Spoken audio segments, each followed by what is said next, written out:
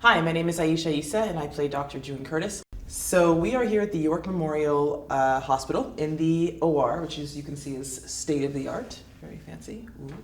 I think what's interesting about the show is that it's going to represent something slightly different to different people. It's a really great ensemble cast with a lot of, a wide variety of characters, and so I think there's somebody for everyone to relate to there.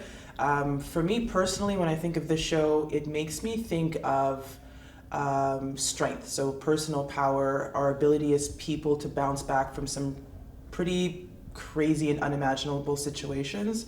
I think it also is a great reminder of the beauty that lies in our differences, and how if we can, kind of get past that, we have a lot to offer each other. June is interesting. She's definitely a very good surgeon. She's very dedicated to her work. She's very invested in her job and in her career. And as is sometimes the case with people who are so driven, I think her social skills have suffered, so she might not have invested as much time and energy in developing her ability to relate on an intimate level with other people.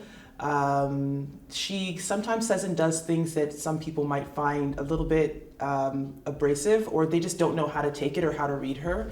But ultimately, I think she's actually pretty straightforward in the sense that what you see is what you get. I mean, every actor has a different strategy when it comes to approaching their characters and their roles and stuff.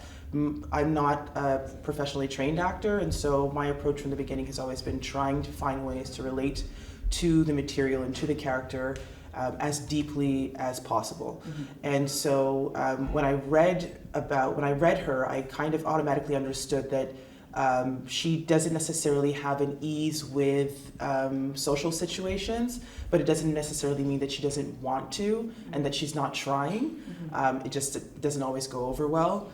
I think that stresses her out a little bit. All these things I can relate to. We have to do a pericardial centesis, which is when there's fluid that collects around the heart and prevents the heart from being able to beat. So we have to locate the fluid, and then we have to drain the fluid using a 6-inch needle. It is huge. It doesn't even look real, but it is, and we're practicing with a real one, and I'm having to handle this and maneuver it and be around it. And I remember one of the days when we were doing our rehearsal, I think I had to sit down for most of it, and I kept taking deep breaths and talking to myself. And Lauren, one of the producers, actually asked me if I was doing okay. I was breaking out into sweats. I was yeah, we'll be fine. But I was legitimately worried about whether or not this was going to be an issue when it came to camera time. But turns out I'm a professional, and I was able to get through it. Differences aren't always easy, right? It takes work when you have different people with different ideas and different backgrounds and perspectives. It takes time and it takes patience, and it takes a desire to understand where the other person is coming from in order to be able to move forward. But if you can get past that, and if you are willing to put in the work, I think that things get that much more interesting.